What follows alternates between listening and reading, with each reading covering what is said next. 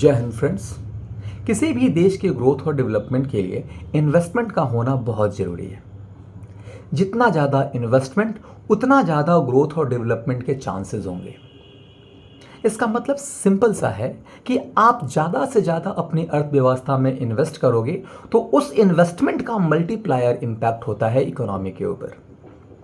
जैसे अगर हम भारत की बात करें तो भारत आज़ादी के बाद आफ्टर 1947 और ऐसे कह लो आफ्टर 1950 भारत एक बहुत बड़ी समस्या से जूझ रहा था। और उसमें सबसे बड़ी समस्या ये थी कि भारत एक बहुत बड़े चक्र में फंसा हुआ था जिसको हम बोलते हैं विशियस साइकिल ऑफ पॉवर्टी। और इस पॉवर्टी से, इस साइकिल से बाहर निकलने के लिए सबसे इम्पॉर्टेंट चीज़ थी कि भारत जितना ज़्यादा हो सके इंडिया में इन्वेस्ट करे। जितना ज़्यादा इन्वेस्टमेंट होगा हम विशियस साइकिल ऑफ पॉवर्टी से बाहर निकल सकेंगे, क्योंकि इन्वेस्टमेंट की वजह से प्रोडक्शन होगा, प्रोडक्शन के वजह से बहुत सारे लोगों को एम्प्लॉयमेंट मिलेगी तो उनकी इनकम इंक्रीज़ होगा। जब उनकी इनकम इंक्रीज़ होगा तो उनकी स्पेंड करने की क्षमता इंक्रीज़ होगी और वो अपने इनकम को एजुकेशन पे, हेल्थ पे खर्च करेंगे और उनके स्टैंडर्ड ऑफ लिविंग इम्प्रूव होगी। और ऐसे हम गरीबी के दुष्चक्र से भारत को बाहर निकाल सकते हैं। उस वक्त जो भी पॉलिसी मेकर्स थे हिंदुस्तान में, उन्होंने कहा कि इन्वेस्टमेंट तो करना है, लेकिन इन्वेस्टमेंट करने के लिए चाहिए क्या? इन्वेस्टमेंट करने के लिए सबसे इंपॉर्टेंट चीज़ है वो है कैपिटल। और कैपिटल बेटा दो तरह के होते हैं, एक है डोमेस्टिक कैपिटल, दूसरा है फॉरेन कैपिटल। डोमेस्टिक कैपिटल मतलब देश के भीतर जो पैसे हैं, फॉरेन कैपिटल मतलब FDI, FPI and FIIs and many others. ठीक है ना? और एक बात ध्यान रखना है, हम तुरंत आज़ाद हुए थे 1947 में, और जब हम आज़ाद हुए तो हम फॉरेन कैपिटल के ऊपर ज़्यादा रिलाई नहीं कर सकते थे। हमारे पास फॉरेन कैपिटल की अवेलेबिलिटी के चांसेस बिल्कुल नहीं थे। तब क्वेश्चन ये आया, तो do we have domestic capital? तो जवाब आया कि no, we don't have sufficient domestic capital. तो क्या करना चाहिए हमें?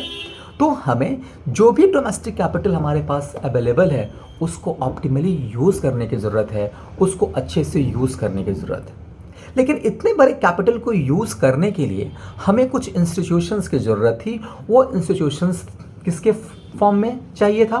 कंपनी के फॉर्म में चाहिए था, बैंकिंग के फॉर्म में चाहिए था। और ठीक इसी तरह से 1956 एक्ट के तहत हमारे देश में कंपनीज को इस्टेब्लिश किया गया, बैंकिंग सेक्टर को इस्टेब्लिश किया गया, और डिफरेंट टाइम में कंपनीज लॉ में भी हमने क्या किया, चेंजेस किए, और डिफरेंट टाइम में बैंकिंग सेक्टर में भी बहुत सारे चेंजेस हमने किए।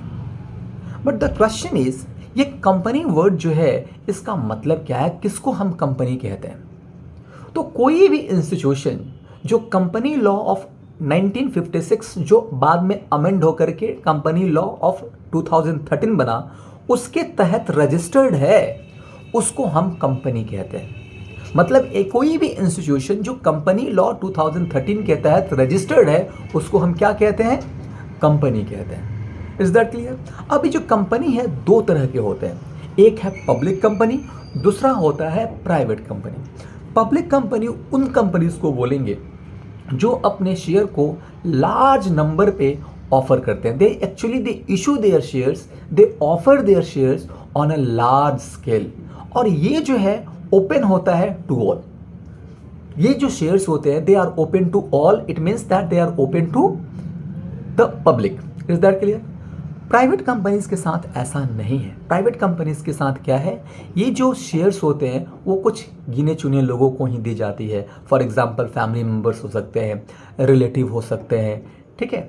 तो भारत देश में कंपनी की शुरुआत ऐसे हुई, और कंपनी कैसे कैसे काम करना शुरू किया इसके बारे में हम कल डिस्कस करेंगे। तब तक के लिए कंपनी के बारे में घर पे पढ़िए, कंपनीज का क्या इंपॉर्टेंस रहा हिंदुस्तान की ग्रोथ एंड डेवलपमेंट में, इन सब के बारे में गो एट योर होम और डू रिसर्च एंड डेवलपमेंट। तब तक के लिए जय हिंद।